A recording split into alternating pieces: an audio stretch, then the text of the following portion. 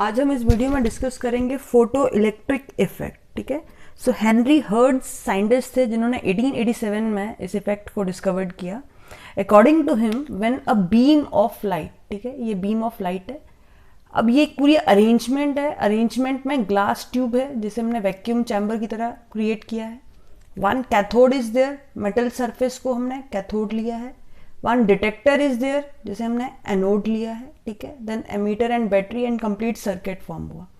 So as soon as a light strike the metal surface with a certain frequency, ठीक है, particular frequency के साथ जब light metal की सरफेस को स्ट्राइक करेगी, then there is an ejection of an electron. ठीक है, इलेक्ट्रॉन यहां से इजेक्ट हुआ, बाहर निकलेगा। It is detected by anode and electron then travel in the circuit, and with the flow of electron we know that it is an charge or a current, so emitter reading show करेगा and so this effect, that is the ejection of electron from the surface of metal, the ejection of electron from the surface of metal under the influence of striking photon। जो light के particles होते हैं उनको हम photon कहते हैं। अब जो इलेक्ट्रॉन एमिट होंगे उन्हें हम फोटो इलेक्ट्रॉन कहेंगे, because by the action of light they are emitted from it.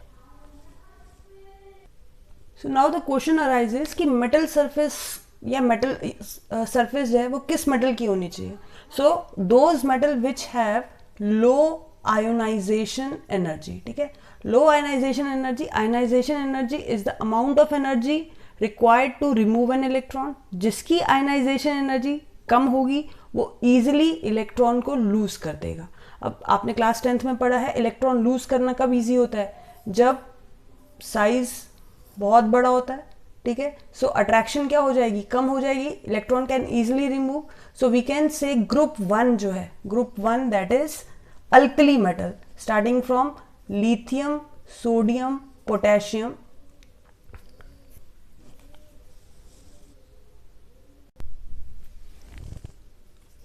rubidium, cesium and francium.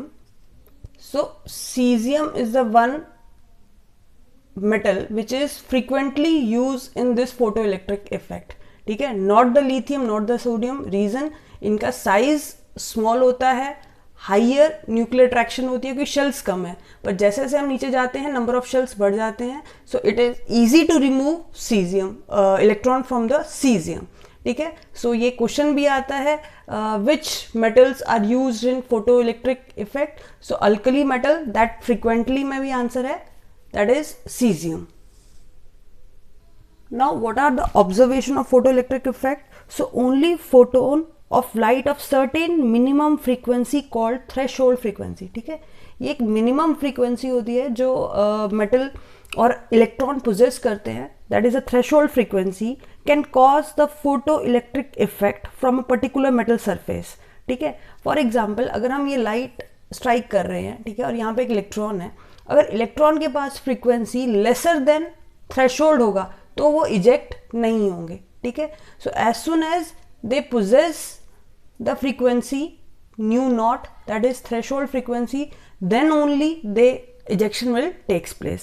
So we can say only photon of light of certain minimum frequency, तो minimum frequency required है which is known as threshold frequency. ठीक है, now the next point, the kinetic energy of the electron, the kinetic energy of the electron is directly proportional to the frequency of the striking photon. ठीक है, अब कितनी frequency से striking photon आया है वही कॉज करेगा कि इलेक्ट्रॉन कितनी काइनेटिक एनर्जी से आगे मूव करेगा। ठीक है, तो पहला पॉइंट, इसके पास एक मिनिमम एनर्जी होनी चाहिए, थ्रेशोल्ड फ्रीक्वेंसी होनी चाहिए। अब वो थ्रेशोल्ड फ्रीक्वेंसी से जब इलेक्ट्रॉन इजेक्ट होगा तो अब आगे जो इलेक्ट्रॉन मूव कर रहा है उसकी मूवमेंट डिपेंड करेगी कि क्या स्ट्राइकिंग फोटोन की energy थी, we can say. So the kinetic energy of an electron is directly proportional to the frequency of the striking photon. ठीक है, तो frequency of striking photon. And the third point, the number of electrons, कितने number of electrons eject होंगे, ठीक है, the number of electrons ejected per second is directly proportional to the intensity of striking photon radiation, intensity of striking photon radiation, ठीक है। ये 3 major observation थी। पहला point कि उनके पास थ्रेशोल्ड फ्रीक्वेंसी होनी चाहिए, जिस काइनेटिक एनर्जी से इलेक्ट्रॉन मूव करेगा वो डायरेक्टली डिपेंड होगी frequency of the striking photon, and number of electrons directly proportional होंगे इंटेंसिटी ऑफ स्ट्राइकिंग फोटोन। अब अगर बात की जाए what do you mean by the intensity, तो अगर हम लाइट के केस में बोल रहे हैं तो इंटेंसिटी इज द ब्राइटनेस, ठीक है, brightness, and it is measured at which light energy is delivered to the surface area, ठीक है। तो अगर इंटेंसिटी ब्राइटनेस है और इसका मेजर जो है the rate at which light energy is delivered to a unit surface और per unit time per unit area, कितनी लाइट कितनी मेटल सरफेस पे स्ट्राइक कर रही है किस ब्राइटनेस के साथ, उसे हम इंटेंसिटी बोलते हैं। इन्हीं ऑब्जर्वेशन को अगर हम ग्राफिकली रिप्रेजेंट करें, यहां पे हमने फ्रीक्वेंसी ली, ठीक है, और यहां पे हमने काइनेटिक एनर्जी लिया, ठीक है। सेकेंड केस में हम लेंगे यहां पे काइनेटिक एनर्जी और यहां पे लेंगे इंटेंसिटी, ठीक है, kinetic energy and intensity.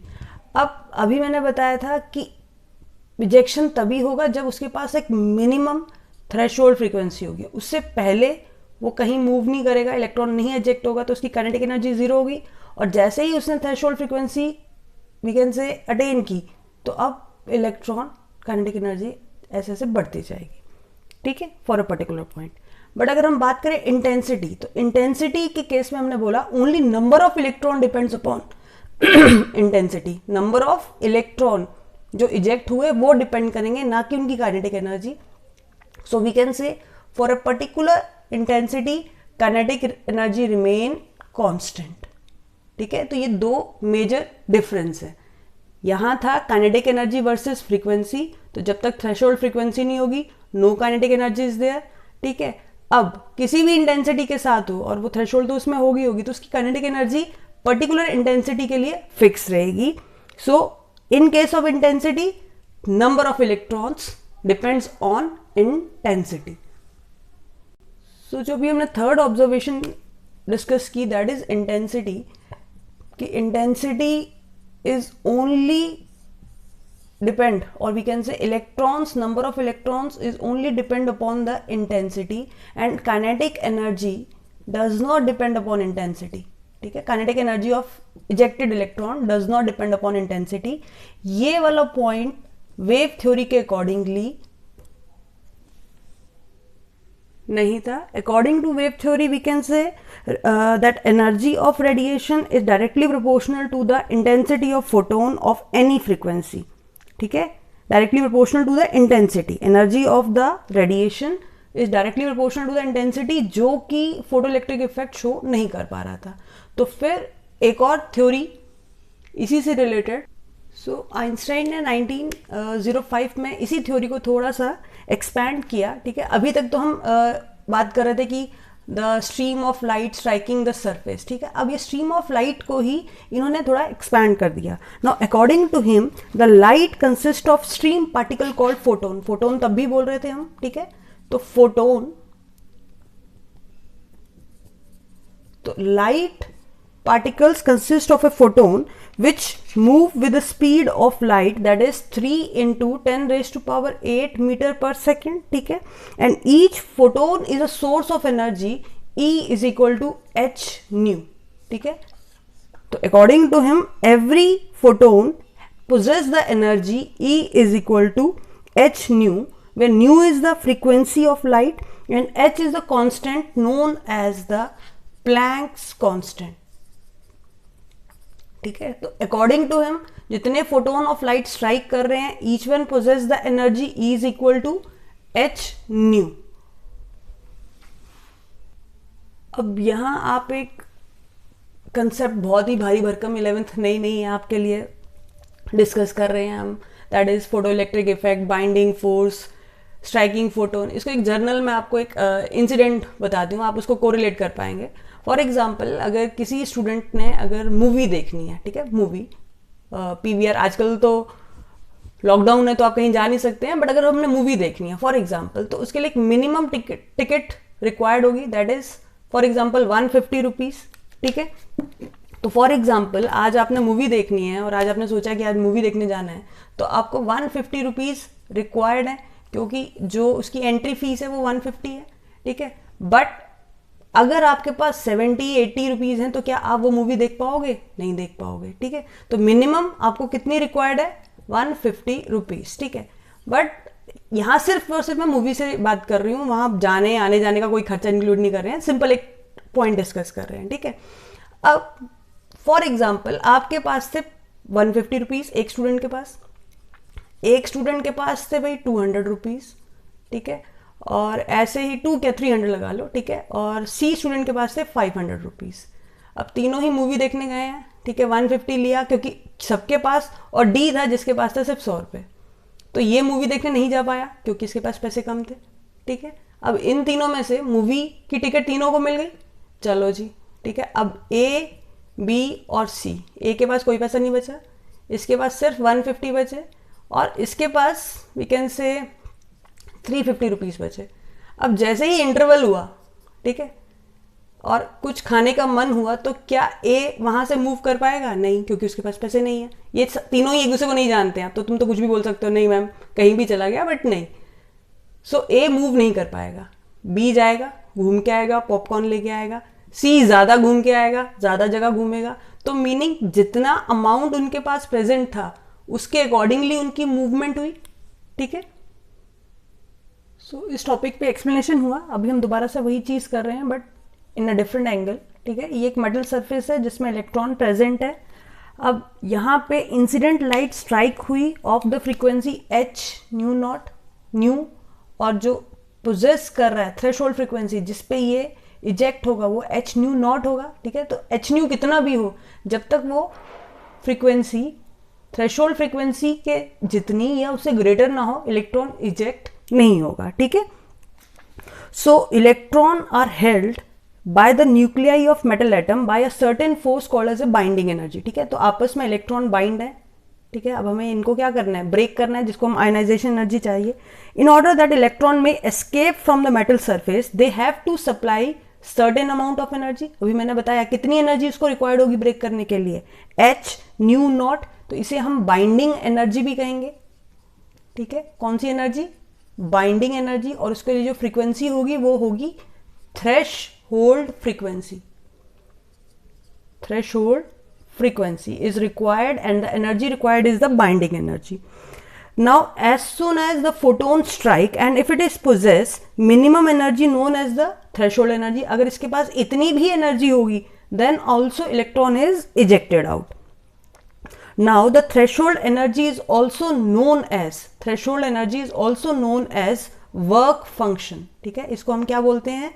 Work function, FUNCTIUN, ये शॉर्ट में लिखा है मैंने। तो work function is equal to h naught, जिसको हम W से रिप्रेजेंट करते हैं। तो W किसके इक्वल हुआ? h न्यू नॉट, ठीक है।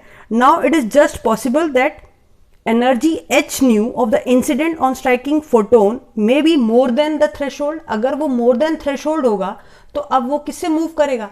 काइनेटिक एनर्जी से, ठीक है। तो काइनेटिक एनर्जी कितनी होगी? h new minus h new. ये कैसे आया? For example total energy h new है, ठीक है। तो अब इलेक्ट्रॉन के पास कितना h न्यू की वैल्यू कितनी हो सकती है? या तो सिर्फ उसके पास थ्रेशोल्ड एनर्जी है, दैट इज वर्क फंक्शन, या थ्रेशोल्ड से ज्यादा है। तो जितनी ज्यादा एनर्जी होगी वो किस में कन्वर्ट हो जाएगी? उसकी काइनेटिक एनर्जी में, ठीक है। हमें पता है ये h न्यू है और ये h न्यू नॉट है, और किसी की भी काइनेटिक एनर्जी कितनी होती है? Half mv²। तो यहां से हाफ mv² की वैल्यू कितनी आ जाएगी? h new minus h new not, ठीक है। तो ये काइनेटिक एनर्जी का रिलेशन बन गया, ठीक है। सो अबव डिस्कशन से कंक्लूड हुआ that is energy of incident photon is h new, work function is h new not, and kinetic energy is equal to half mv square. So if the energy of incident photon is less than threshold energy, then ejection will not takes place. पहला point हुआ इसका conclusion का.